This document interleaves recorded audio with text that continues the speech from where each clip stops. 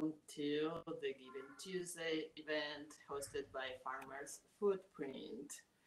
We are here together today with intention to amplify the work of Indigenous Regeneration and to acknowledge and highlight the deep wisdom of the Kumeyaay and the Payómkawichum people around food, farming, and storytelling, and also to raise $10,000 for Paradise Valley Farm. You can donate during the webinar by clicking on the donate button on your screen. Thank you so much for joining us today for this very, very special event. My name is Bea Alvarez. I'm with Foodshed, a local network of farms and eaters changing the local food system, distributing like food with equitable social and a good deed with the community as well. And with the carbon sink farms, there is a carbon sink demonstration farm with the Pauma band of Luiseño Indians in Pauma Valley. And we are addressing climate change by using like farming and the power of photosynthesis to mitigate and reduce carbon emissions using farming as our way. Again, thank you so much for joining us today. We will be doing towards the end of the session today, so please post your questions in the chat. And we're going to start by watching a video about Paradise Valley Farm made by Farmers Footprint with the video support by one of our panelists today, Carol Murphy. So enjoy the video and we'll see you on the other side. Food is sacred. To grow your own food is everything. Paradise Farms is a 3/4 acre farm. The purpose is to graduate as many tribal farm apprentices and feed as many tribal community members as we possibly can. When I receive the box, I feel excited. It's beautiful. In my younger days when I was a kid, my grandfather, we had 5-6 acres and we used to plant vegetables and all that. Here, it takes me back to that because the youth nowadays, the kids don't even know how to plant a seed or make a row. It's important to teach the youth how to grow things. Because let me tell you the truth, they don't know how. But it's back, and that's all that matters. So I'm thankful for the farm.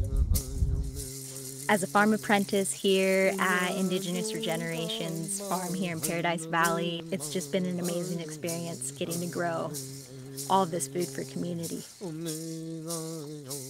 My main takeaways would be just learning how to grow food in such a small space and in general just learning that it's possible. It may be little, but it is a lot. And it feeds our community.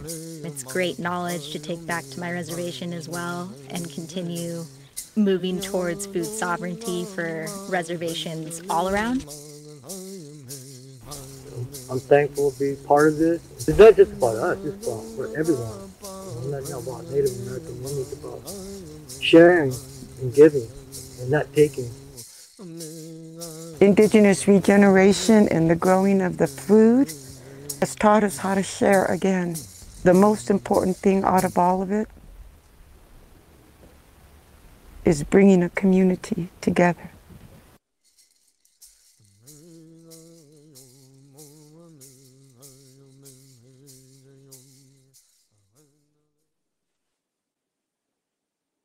Beautiful. Well, to kick off today's virtual gathering, we have the honor to open with a bird song signed by Chris Alvarado. Can you, Chris, take it on and introduce yourself? Thank you.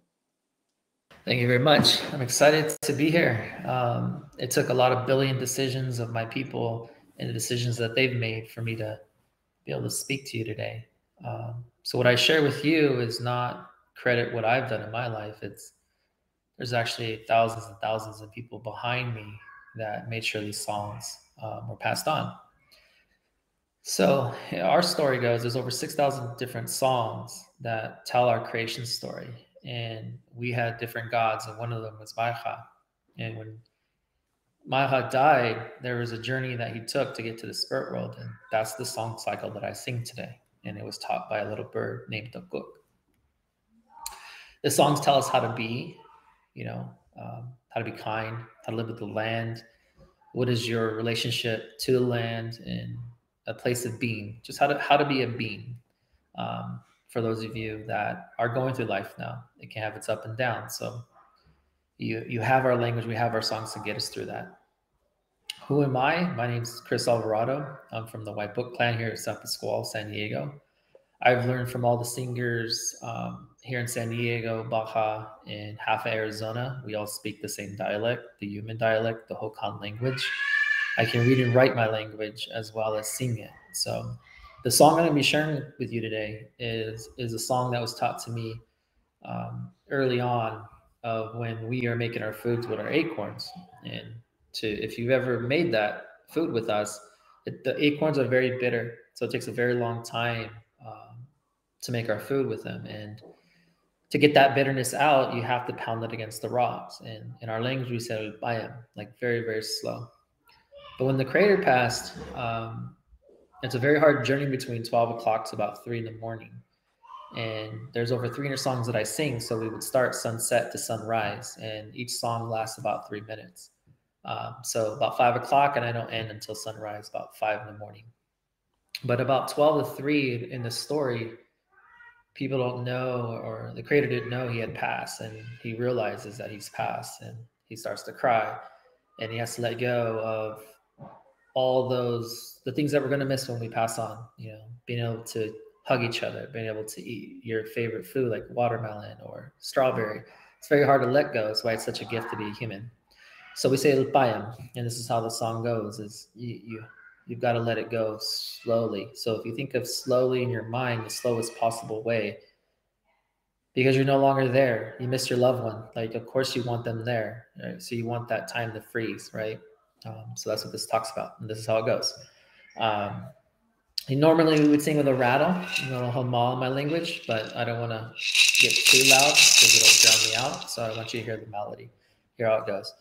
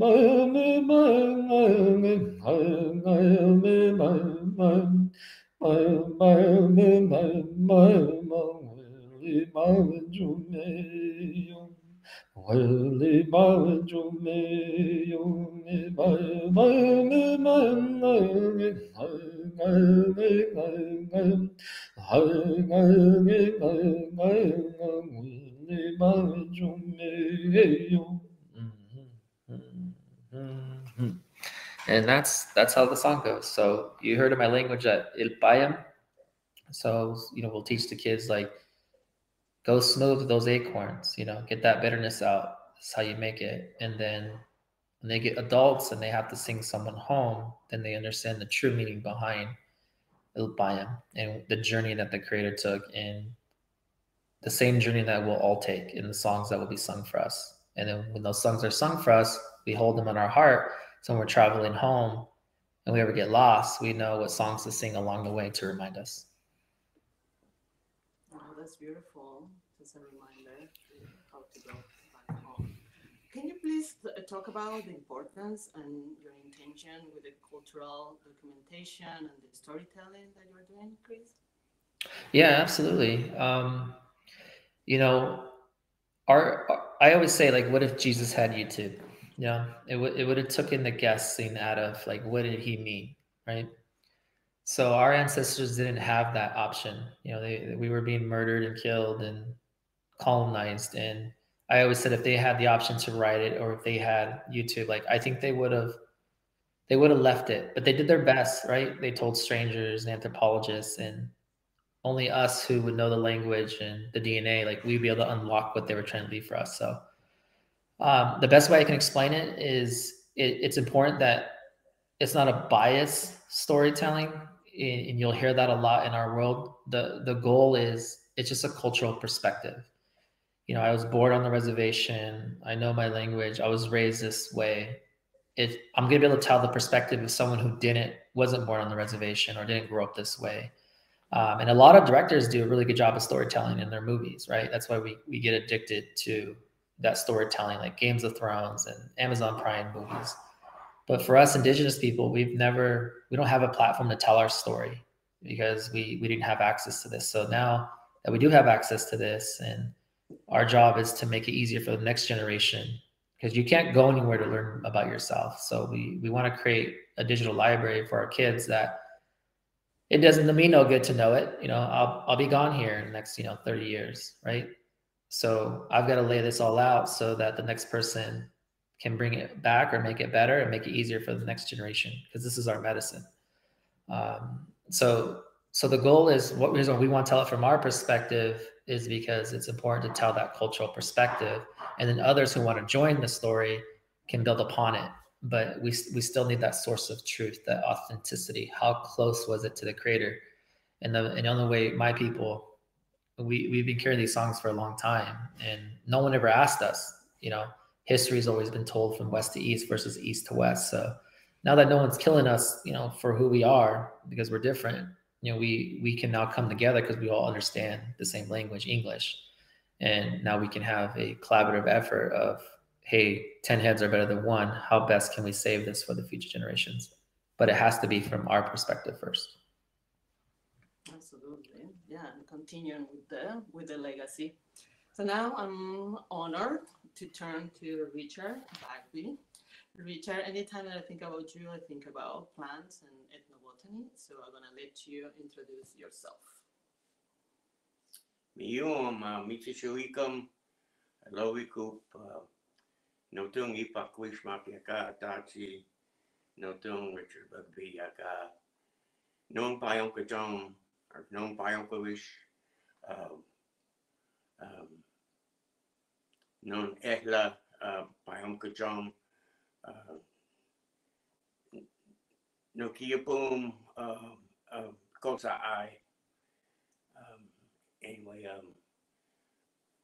I'm Richard Bugbee, and I'm Payómkawichum or Luceño from my family's from Paula, and I grew up in a Kumeyaay place called Kumeyaay, but it's called Old Town San Diego now.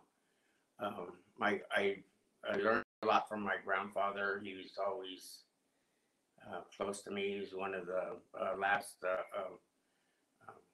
cowboys around, and he taught me a lot about actually making shelters and weapons and things with plants. And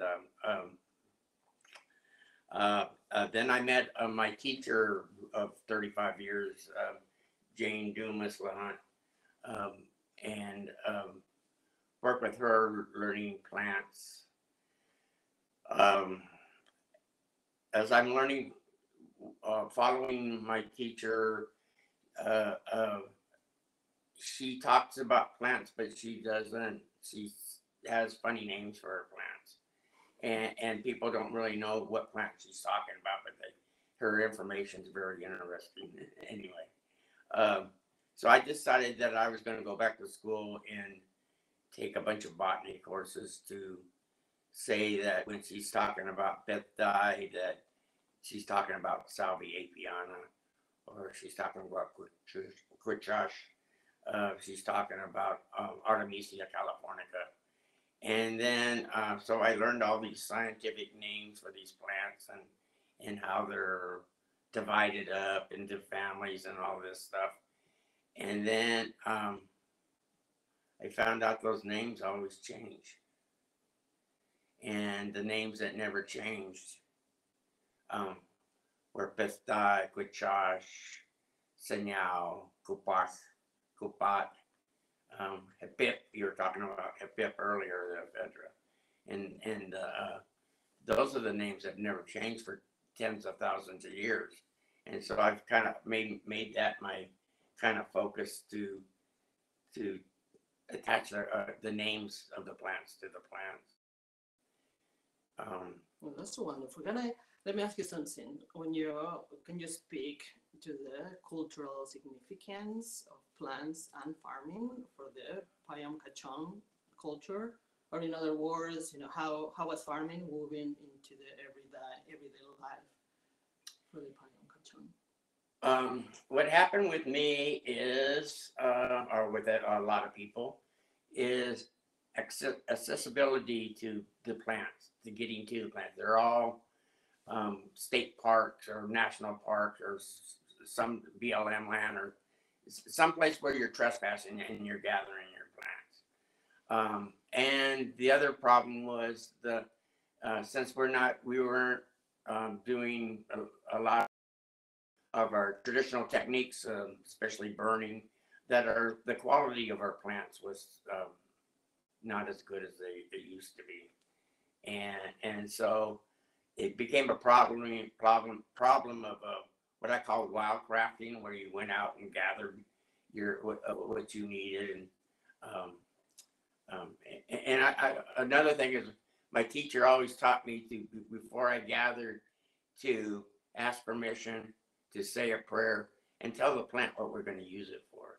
So because they have a lot of purposes and to kind of direct it. So what happened was, as my capability of gathering plants in the wild kind of wasn't all there, I started growing things in my yard. And I noticed that I was actually tending gardens, or I was farming especially my dog bean, because I wanted to keep it away from the other plants. And I also noted what plants like other plants. And so, because I was in this confined area, it was a couple acres. I mean, it was about an acre and two. And I saw what got along and what the effects of different plants growing together. For example, oak trees have like a dome canopy, and they have a drip area around the edge of them. And I would grow juncus, which is our material we make baskets out of, on that drip line to grow underneath those oak trees. And the red got really big, and the juncus is really strong, and they're real compatible together. So building good relationship with the plants and good companionship as well. This made me think about what we talk about now, regenerative agriculture, and how do you see that through the indigenous lens or your indigenous perspective, regenerative agriculture? Well, I work a lot with wildfire agencies, and they see plants as fuel and acreage, and they need to start seeing plants as living beings and as family groups, and they need to I think that if we make certain plant communities healthy, that's going to actually stop wildfires, because healthy plant communities don't burn. You got to realize, in the old days, those plant communities, that was our home. That's where we lived. We kept our home clean. And we kind of got evicted, I guess.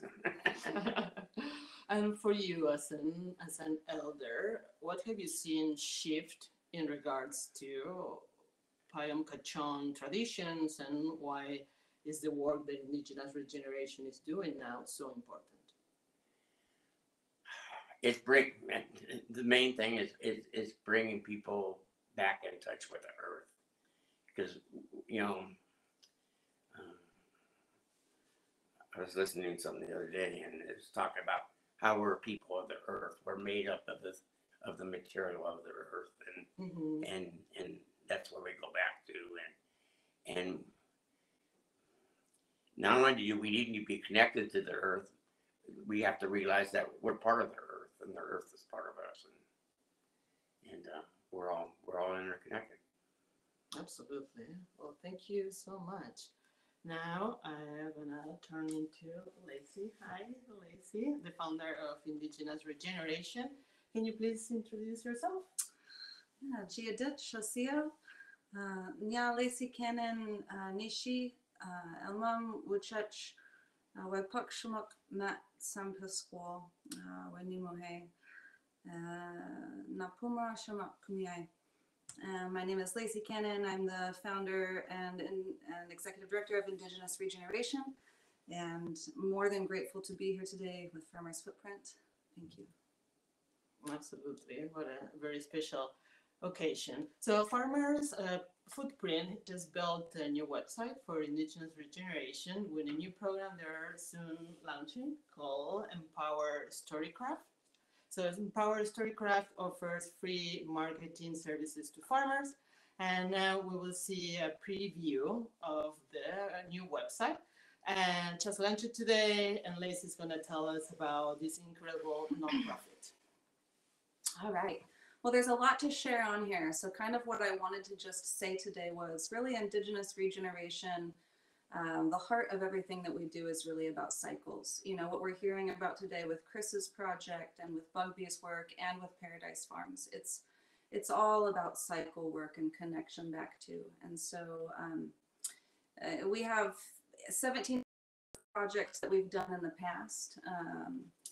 I'm trying to follow along with what they're showing on there. So we've done 17 acres of projects on San Pasqual, provided 12 jobs, 3 paid apprenticeships in the last 5 years. We've put in over 4,000 native plants. Some part of the Kumeyaay food forest, which is like, what would it be like to forage pre-colonization? An elder's medicine path, that's a path that's forageable by wheelchair of all of our traditional and medicinal plants. Creating that access, and then a couple of different outdoor educational campuses, including Mataum, San Pasqual, and what else? We've given away over 1,000 free food boxes into our community, and I don't want to jump too far into Paradise before we're there yet. So.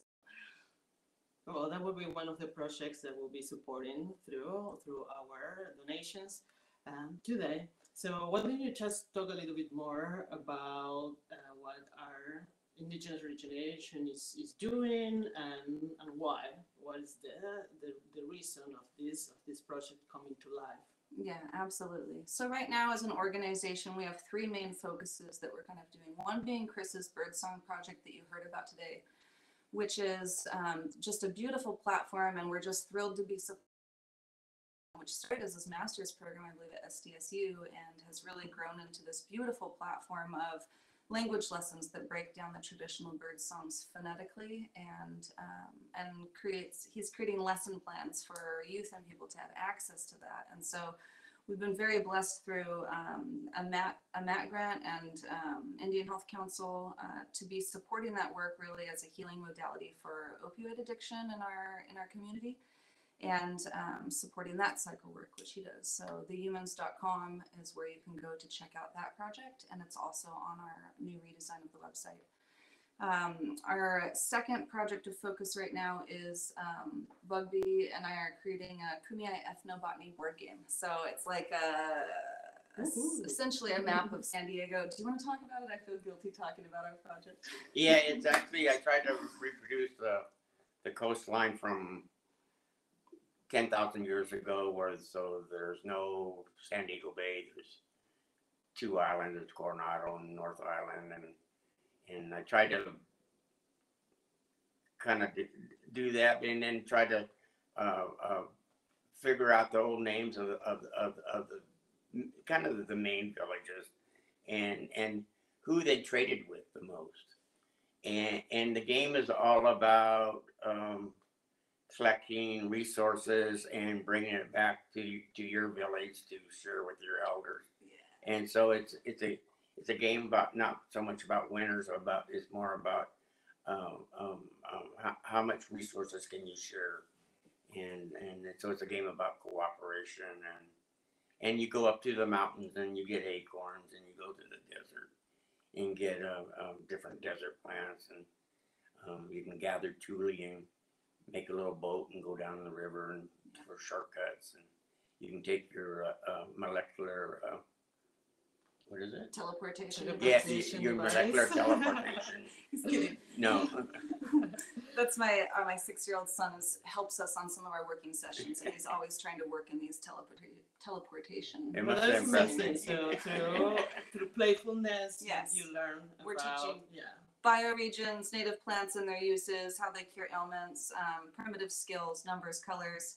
Cooperation. It's a cooperation game. That's pretty exciting. That's on the website. And then obviously Paradise Valley Farms is featured on there. And yeah, I want you to talk more about that and what you're doing at Paradise Valley Farm specifically, and what is your vision here. So Paradise Valley Farms was it started out actually as a COVID food relief grant through the San Diego Foundation and in partnership with the Food Shed and Solidarity Farms. And essentially it was an installation for a small market farm to be able to produce for families on the San Pasqual Reservation, where Chris is from and my boys are from. And so it's really, the goal is to graduate as many tribal farm apprentices as possible and also give away as much free food into our tribal community as possibly can. And so kind of the future vision of that space is really training up Indigenous farmers to be able to not only teach, but then take back and farm on their reservations. And so through that program, we feed 40 families right now in San Pasqual every Thursday and continue to grow that. And the vision for that is partnership through SDSU, Kumeyaay Community College, and other partners to be able to create land-based outdoor education at an accredited level. So that's kind of our goal there. Wonderful. We focus on education and in beginning farmers and expanding this network. We need more farms. And just for the international participants and the people that are not from this region, we are located in North County, San Diego, Southern California, right? Yeah. Kumeyaay territory, Luiseño territory. Technically, Paradise is Payómkawichum territory, but We're in the gray zone. Well, thank you so much. We'll be back to you with more questions now. I would like to turn the mic to our youth, Carol, who's joining us today. Hi, Carol. She was the one who filmed the interview portion of the video and in the introduction at the beginning of the event, except when she wasn't, talking to the camera. And hi, Carol. It's a pleasure to introduce you. Can you everybody here? Yeah.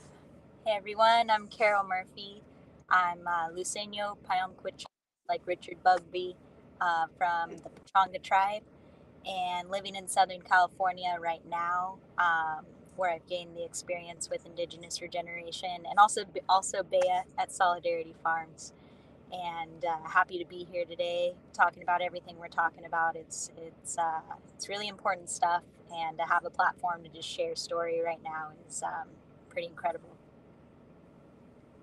Thank you, Carol. Well, wonderful. I'm just going to ask you a bunch of questions. The first one is, I know you have been an apprentice and you took several farming training this year. So why don't we share with us what has been your journey into farming? Yeah. So it started with the spark, just wanting to grow my own food and wanting to know exactly what nutrition was going into my body, and that led to regenerative farming. I met Baya actually through a permaculture course that I was taking, and back in March she reached out to me and said they were putting on a 2-week intensive course for tribal members. And so got to do that with my cousin, and just so grateful for that knowledge that kind of kickstarted everything really.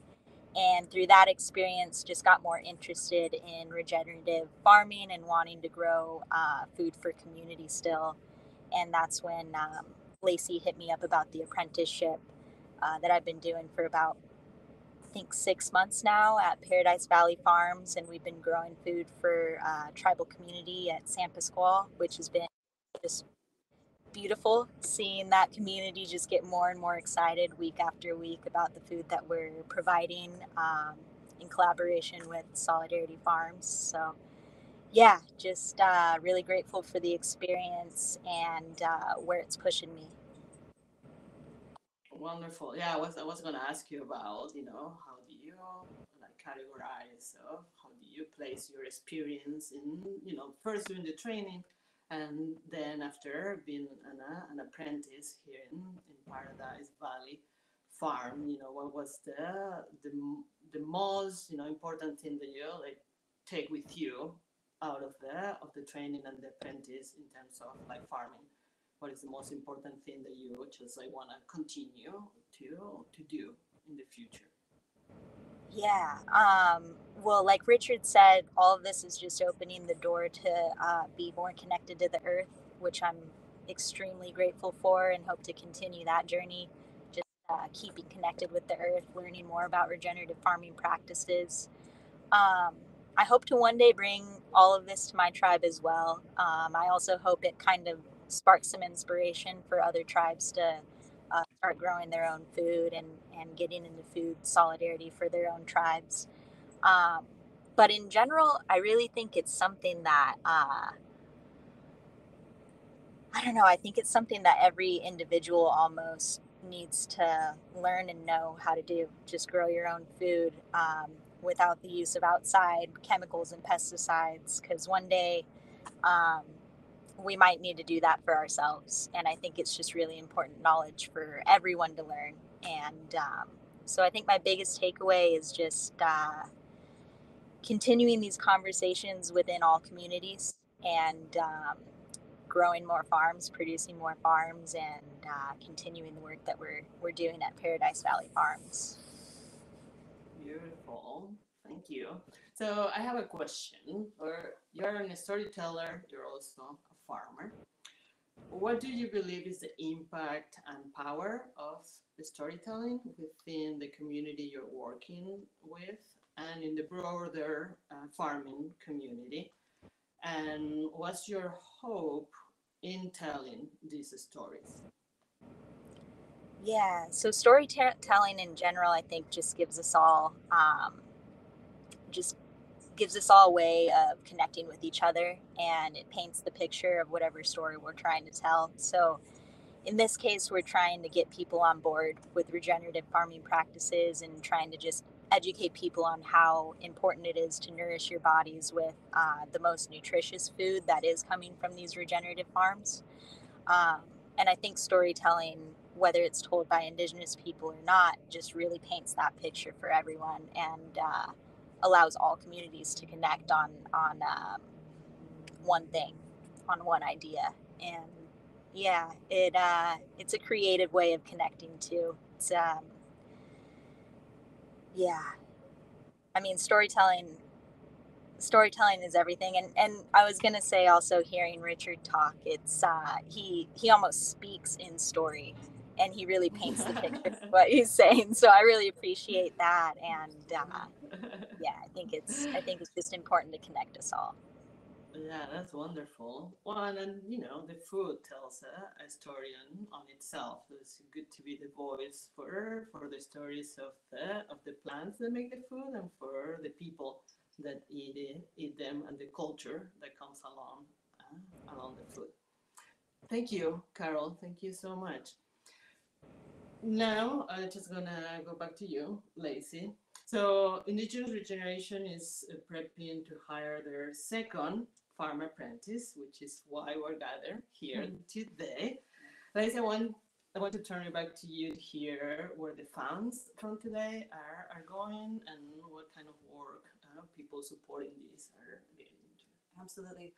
So the funds from today will go into 3 different categories depending on how close we get to our goal, but it'll be split between all the categories, and then of course we'll continue to fundraise and add into those. One being for the paid stipend for an apprentice. Part of what we do in our community is try to really make it easy for people from our community to be able to have these learning opportunities. And so flexibility of schedule and of course financial stipend for time. And so money will be going to the next tribal apprentice.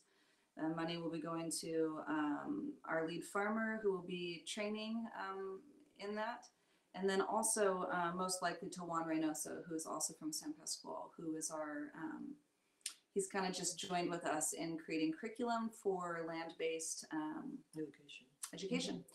So we're really kind of building out this program right now. You know, Carol was our pilot, and we learned so much from her, and we couldn't be more grateful for her personality and who she is in having her feedback and just her presence in this. And so taking what we've learned and reshaping it and really creating this into the program that will become an accredited program. Beautiful. I think now is time we can open for some Q&A. I see some questions in the chat. If you have a question, please type it in the chat area. And I have a question for Lacey and Carol. What has been your biggest challenge with starting Paradise Valley Farms? You want to go first, Carol? Sure. The first thing that popped into my head was, you know, we built this farm on a horse stable, like horse arena. And so the ground we were working with wasn't very fertile at first. It wasn't very, you could barely dig your shovel into it, to be honest. It was like ding, big ding. compaction. You got your breath work exercise in this year for sure. For sure. So it was just really cool to see that even ground like that, though, soil like that, you can regenerate and you can make lively. Now I know towards the end of my apprenticeship, the ground was feeling really lush, and you could actually dip the broad fork into it further, because the compost and the organic matter that we were using on top started seeping in and started kind of making the soil more lively where we were planting too. So, but yeah, biggest challenge I think was getting through that hard compaction for sure. Yeah, I'd agree. And the time frame that we put in the farm this year, it was a little late in the season, just from the round of grant funding, and then, you know, starting out when things are pretty hot, and it was a pretty dry year. You know, buckwheat I think turned in June to red and orange. So wonderful. We'll have more questions. If you have questions, please, you can add the name of the panelist on your questions, so we know to whom we are going to direct your cue. Question number 2 is going to be for you, Lacey. Can you share more about your community members who have benefited from this program and what it has meant to them? I can't share on what it's meant to them, but I will share on who benefits from the program. I mean, I can guess what it means to them, but you know, San Pascual Reservation is about 15 minutes away from us. It's where Chris is from. It's where my kids are from and where I was married in for 17 years. And we benefit that community. We benefit aunties and cousins and uncles and everybody from our community. So weekly food boxes, and then also, you know, through Indigenous Regeneration, I would say, you know, the benefit really has been the events, the gathering and the community events and the programming that's been provided. But that's our community there. We do serve all tribes, but obviously have been local to this, and because it's family, it's who we serve most. Beautiful. Another question, and this is for all of the panelists. How do you see this farm, I'm talking about Paradise Valley Farm, being a model for other reservations? Yeah. Well, I mean, really, that's everything that we're doing at Indigenous Regeneration. It's really about creating those working models to be able to inspire and invest in all tribal communities. So Matayum was the working model for that, with our focus being on food, medicine, and eco-building, which is an organization we believe is, you know, what should be taught for strengthening true tribal sovereignty. So we have that, and I forgot what the question was. How do you see then in other reservations, this working as a model in other reservations? I believe the curriculum is going to probably be pretty strong in that. Like, yes, we have working models, but I do really believe that curriculum developed by Indigenous minds, you know, with our elders, full circle, is something that's going to be able to be duplicated and inspiring to already is inspiring to our tribal community. You know, Chris's project right now is is such a beautiful thing, because it's really like a pilot program of taking our culture and our songs and using it as a healing modality, so that when you go to the Indian health clinic, you know, you're not just being given a bottle of pills, but maybe instead you're being prescribed access to your language and songs. And it's the same with the garden. It's just all about really creating that opportunity to be able to introduce the concepts of cycles back into our tribal communities, which it's there. It's just cultivating it. Yeah, restoring those natural cycles, and like what Chris was saying at the beginning, like remembering our song and how we walk on the earth as well. Another question, and this is for you too, Lacey. Are there any volunteer opportunities that the outside public can contribute to? Yes, please. I need help this week putting up a chicken fence. So Thursdays are a great day for volunteers to be out here. It's our harvest day. We harvest and then we head down to Canal Road on the res and pass out food boxes. So please, I believe on our new beautiful website, Thank You Farmers Footprint, there is a volunteer opportunity to be able to sign up. But absolutely come hang out with me and Bug.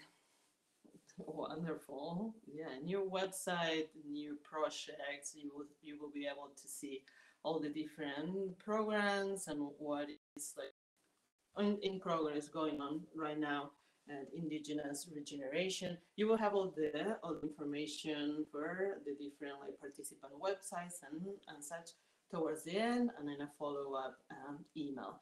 Let me see. I think there is another question. I wanted to say too, you know, you can sign up for Bugbee's classes at Kumeyaay Community College if you're interested in taking any of his ethnobotany classes. And then in the future here at Paradise, there should be some opportunities for us to be doing some cool stuff too. As well. Yeah, absolutely. Each of you, for each of you panelists, this question is: how would you describe regenerative? What are the components in terms of regenerative farming? The key components in terms of regenerative farming. Who would like to go first? Carol, do you want to break this one? Yeah. Regenerative is life. It's putting life back into the soil, putting life back into the earth. Other farming practices that use pesticides and chemicals are actually taking the life from our soil and making it so that our vegetables and everything we're growing isn't as nutritious as it can be, and our soils are dying. Regenerative farming practices put life back into the soil via some organic matter, which is usually what's used for fertilizers. That's one of the main components there. And in turn, we're just getting all that microbiology back into the soil, which makes it possible for our veggies to be as nutritious as possible, and creates the cycle of carbon cycling, which combats climate change. There's so many benefits that we could probably talk for hours about. Yeah. But that will be another event on its own. But thank you for sharing that. Bugbee? It's like Carol said, that it's putting the life back into the soil, and we're using techniques. I think that we get benefits from growing the plants, but we also try to enrich the soil at the same time, because you have this year's crop, but you gotta prepare for next year's crop, because it's a cycle. It's cycles that you have to keep it going, and if you don't have healthy soil, you're not going to have healthy plants, and you're not going to. That breaks the cycle. So healthy soil, healthy plants, and healthy humans. Yeah, and healthy humans. Yeah, and ground squirrels. Yeah, they too. I'm go first. Why? Chris? Yeah, I think what's key is through all religion, like we've really lost our connection to the land. If every religion started with the land is in charge of everything, and you must take care of it. And the languages all back that up, and the songs all back that up. So we're really limited by language and how we write movies and how we write literature. So it only goes good that far, right? I think that's kind of why the crisis that we're in on where climate change is, and the lack of respect for the land and that it's alive. And the irony is, like, when we go to work and work 80 hours a week and we get tired, where's the first place we go? We go on vacation and we get closer to nature. So there's just like this is a backward cyclical ideology that is just backwards. And the reason is because every literature, every religion kind of writes nature out of it. But that's not true for indigenous people, right? Every culture, every song, every creation story has nature as mom and dad. The creator's first kids are the animals. So in the movies, you'll see a lot like, man, why are the indigenous people close to these animals? Why is everything animals? It's because in our stories, just like in every other religion stories, but our stories have that as their children. So God's first kids. So we see them as our older brothers and sisters. So that's why we don't go and murder them and lack of respect and take from them, because like fearfully we're like, man, we're not going to kill God's kids, right? So that's what's missing, is the connection to creation, the respect for woman, because that's our counterative, that's our leverage. And then if man and woman are equal, so is nature, and nature's good. But if you look through history, nature has not been predicted as positiveness, only when it works for us vacation wise. So what Indigenous Regeneration has done here in the team, all of you, as well as Carol, is you're starting off with the right foot of nature being first. And when nature's first, the rest will be taken care of. Because when we die, we become the earth. Like, scientifically wise, like we have the same components, right, as water and earth. So the world is ready to prove that kind of stuff. The problem is we don't think that way, because the movies aren't being shown that. Netflix isn't coming up with your recommendations to show how the respect should be for nature. And you're going to start to see that slowly change, because you're starting to see diversity and inclusion. And this is why Lacey is so important to us, because she's given us a platform so that we can talk to the audience. So you're not just hearing truth from west to east, you're hearing truth from east to west. And then critically, you can come up with your own conclusion of what the right answer should be. But I promise you, the more you learn from indigenous communities, the more you're going to see how close you should be to nature, and how close it'll bring you back to spirituality, regardless of your religion. And that is one of the key components of this regenerative farming, because it brings you back to those roots of who you are.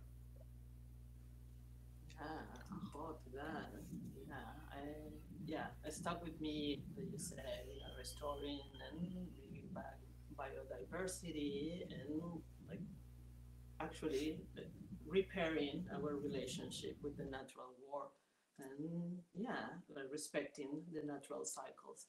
And why not? Do you want to say anything else about that? No, we also have another question. Yeah, I guess I just wanted to say, and I love that Chris touches on that too with the song cycles. Mm-hmm. And I think a really big component that gets left out a lot is the death cycle. The death cycle really being the same as the birth cycle.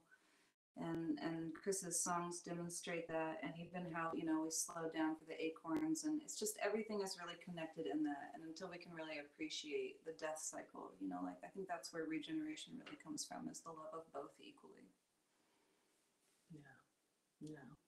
We have some really cool questions coming up. One is asking about, where do you get your seeds, and do you have seeds from the plants? Do you save seeds from the plants that you grow? So thinking about like food sovereignty, mm-hmm. Seed saving is a huge component of that. We absolutely believe in seed saving. It is in the works to have a seed bank. Bugbee, his kitchen's like a bomb shelter that goes underground. And we're like, that would make a good seed bank. Everybody's welcome at the next nuclear attack. Currently, you know, like this was our first cycle and we moved fast because it was a COVID food relief grant. And so we'd have to ask, you know, Farmer Greg. So first of all, I also really want to mention one of our partners, which is Sea and Soil, who's been super instrumental in everything that we're doing with Paradise Farms and Farmer Greg. And the team that we have there. And, you know, he kind of was the lead a lot this year on this installation. And I know, you know, we ordered seeds from a handful of companies, all organic, lovely companies. I can maybe add it in the chat or something later. I'd have to honestly look at who we ordered from. It was 6 months ago. Yeah, but you know, that's a great question. It has been a lot of discussions and talks that was laid, especially with the small farms, and you know, like how we can like create this more like reliable like system in which we can save our own seeds, and we can actually use the seeds that are like climate appropriate.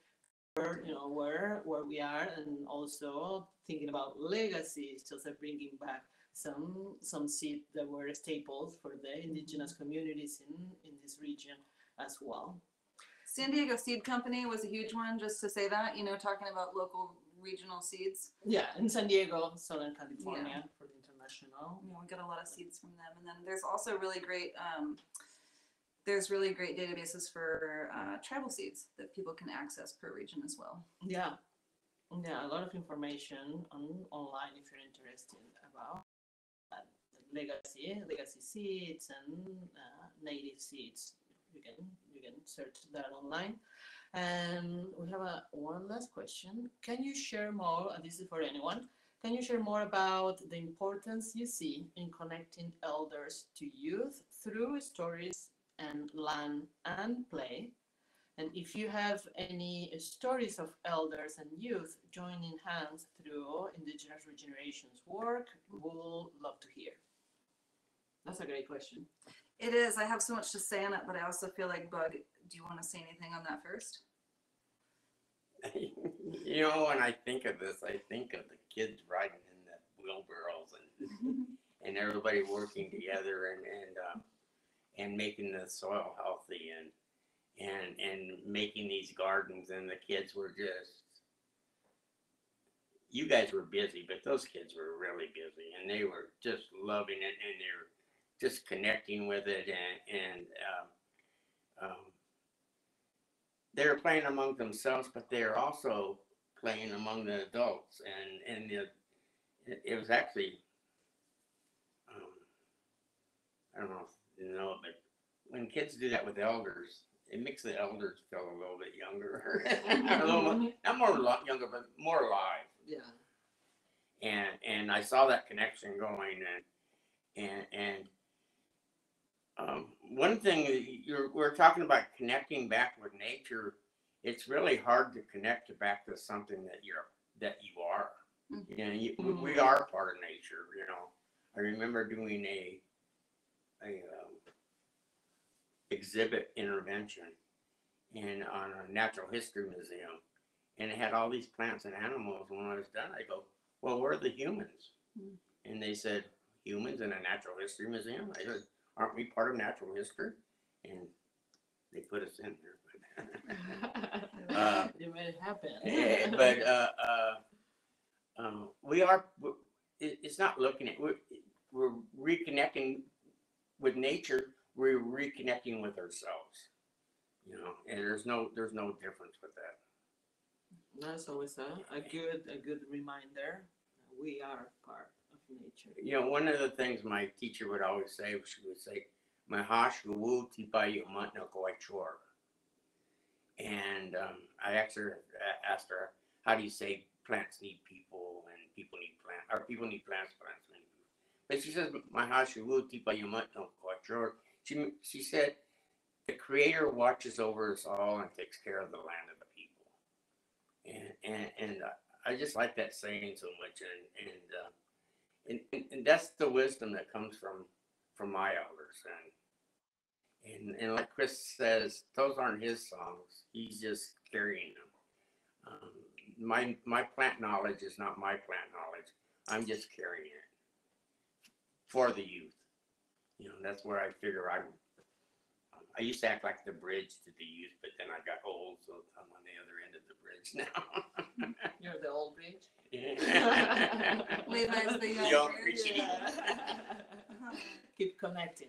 And we have one last question, and this is going to be for. Wait, I just wanted to say something else about the connection of youth. It's not always young youth connecting to the elders that's important. I just want to really share a quick little story of something that is so heartwarming to me, which was yesterday we called Carol and we were like, what is your clan? And after all of this time of Carol and Bugbee being connected together through this work, they are from the same clan.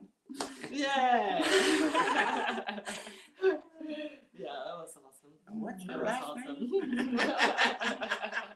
The small world, just like weaving together. I love it. So last question. Carol's Do you, trying to say something. What's that, do you say Carol? something, Carol? I just said feels a little magical, meant to be in a way. Yeah. Yeah. Absolutely. So our last question for Chris. Chris, can you please talk about the different types of song cycles?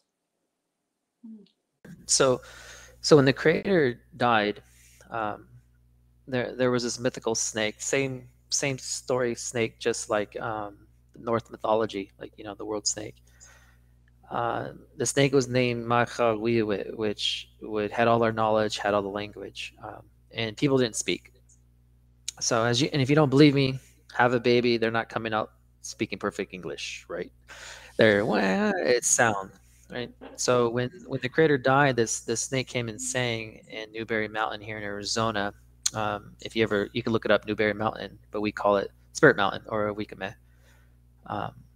So that ceremony was done for the creator there, and the snake ended up burning into this house, and all the knowledge and all the languages fell out of the body, and it landed on the animals' mouths and bodies. And the animals looked like you and I, but there was the wildcat, there was the raven, there was the eagle, and they all took their spot. So to show their love to their dad, some turned into the eagle, some turned into the bear, some turned into the wildcat you see today.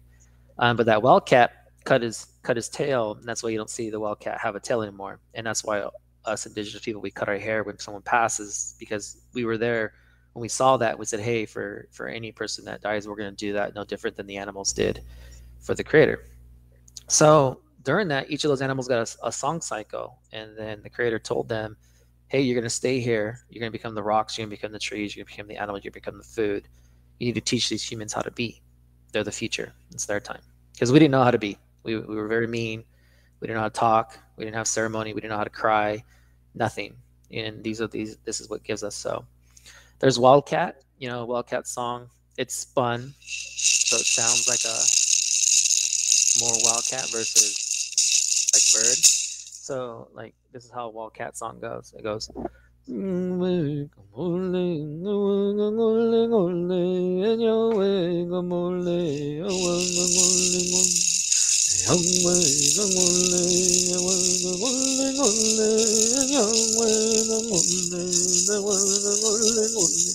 And then there's El Shah, then there's Ata, then there's I already said raven, there's turtle. So when the chiefs used to pass, they would do that for these people.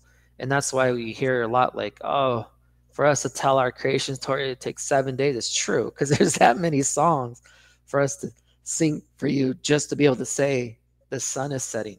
That might take 2 hours for us to sing. So all those songs are there. There's 20 different song cycles based upon those names.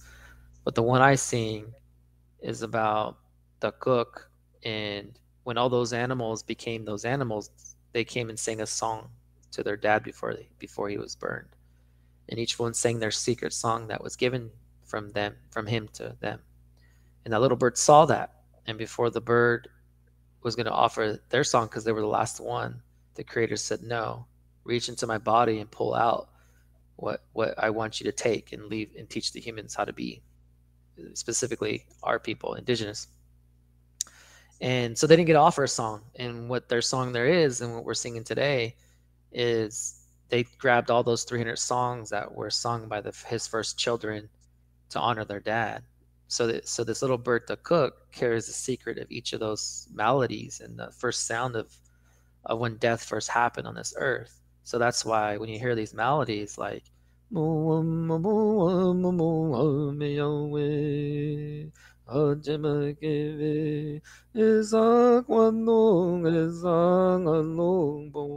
I'm not a songwriter, like, so these songs have been passed on from generation to generation, and those melodies come from that spirit world. That's why they're so beautiful. That's why you connect to them, you know. So when you get a chance, you know, go to that website, and these will help you heal. They'll help you get through, you know, whatever you if you're going through a good time or even a bad time. They're for both.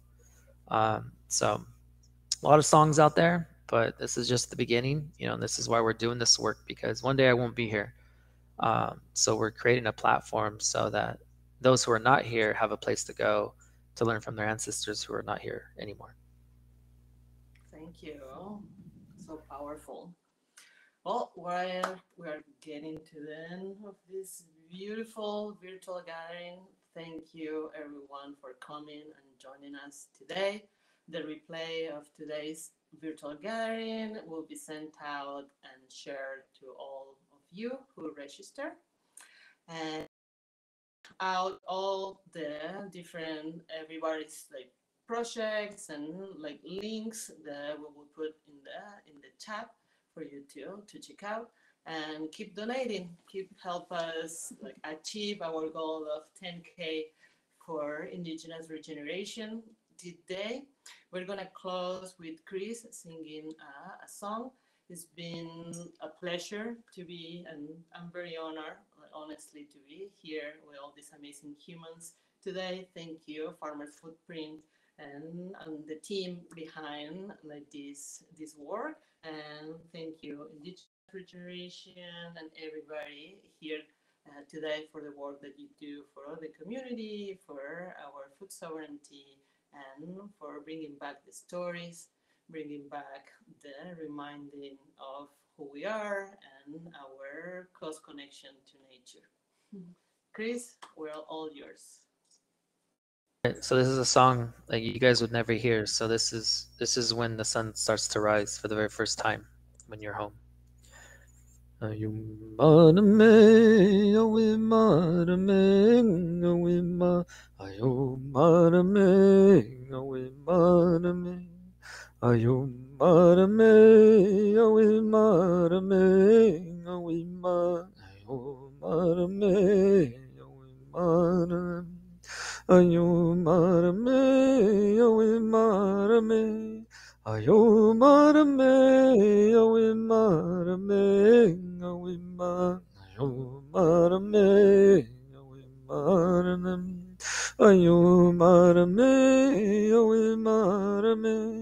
ayo marame, ayo marame, ayo ma, ayo marame, ayo marame.